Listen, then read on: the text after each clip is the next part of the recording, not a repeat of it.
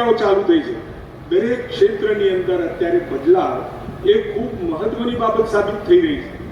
એગ્રીકલ્ચરથી લઈ અને એઆઈ સુધીની આખી જે જર્ની છે, ખેતી સુધીની જર્નીમાં અનેકવિધ વિષયો સાથે લોકોને પણ તૈયાર કરવા પડે. ટેકનોલોજી આવે, નવા વિષયો આવે, પણ નવા વિષયો સાથે જોડવાનું કામ, પ્રજાને જોડવાનું કામ પણ ખૂબ ઝડપથી અને સરળતાથી થઈ શકે એના માટે સરકાર તો કામ કરતી જ હોય, અને સરકાર અથવા તો રાજનેતાઓનો એક ગુણધર્મ હોવો જોઈએ. સમાજની અંદર જેટલી સંસ્થાઓ બનતી હોય, સમાજમાં કોઈ પણ સંસ્થાઓનું નિર્માણ થયું હોય તો એ સંસ્થાઓને આગળ લાવવાનું કામ, એને ટકાવી રાખવાનું કામ, અને ભવિષ્યમાં એવી સંસ્થાઓને કોઈ પણ પ્રકારની મુશ્કેલી ના પડે એ કામ એને કરવાનું હોય છે. અમારું કામ સંસ્થા બનાવવાનું નથી, બની ગયેલી સંસ્થાઓને ટકાવવાનું કામ કરવાનું છે.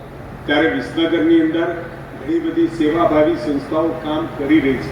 વિસનગરને નવો અપાઈ રહ્યો છે, અને સરકારશ્રી દ્વારા પણ અનેકવિધ વિકાસના વિષયો સાથે કદાચ ભૂતકાળમાં ન થયા હોય એટલી સરકારની તિજોરી ભરેલી છે, અને એ જ તિજોરીના માધ્યમથી વિસનગર સુધી એ વિકાસનો પૈસો પહોંચ્યો છે.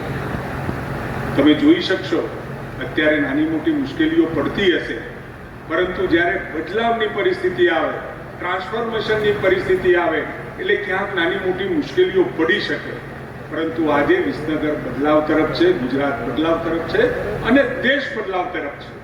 સામાન્ય માણસને પડતી નાની મોટી મુશ્કેલીઓ માંથી એને બહાર લાવવો, એને કોઈ પણ પ્રકારની મુશ્કેલી જીવવામાં ના પડે, એને ધંધો કરવામાં ના પડે, એ સરકારને જોવાની જવાબદારી હોય. અને મને લાગે છે ત્યાં સુધી ગુજરાત સરકારે અને ભારતીય જનતા પાર્ટીની ભૂપેન્દ્રભાઈની સરકારે આ કામ સુપેરે પાર પાડ્યું છે.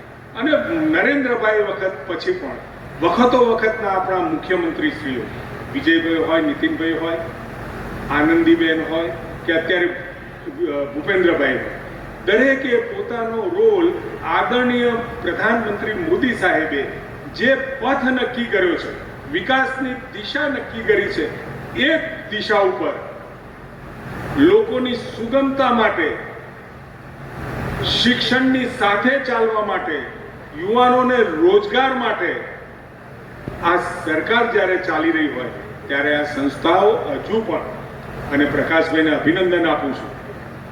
તમે જો ગ્રાફ કરો તો પ્રકાશભાઈનો જે કાર્યકાળ છે સીધી લીટીનો ગ્રાફ જાય છે. અભિનંદન, અભિનંદન, અભિનંદન. અને તમારા સફળતાના 10 વર્ષ, તમારા સંતોષના 10 વર્ષ આગામી 100 વર્ષનો પાયો બને એવી આપને હું શુભેચ્છા આપું છું. આપે અમારું સન્માન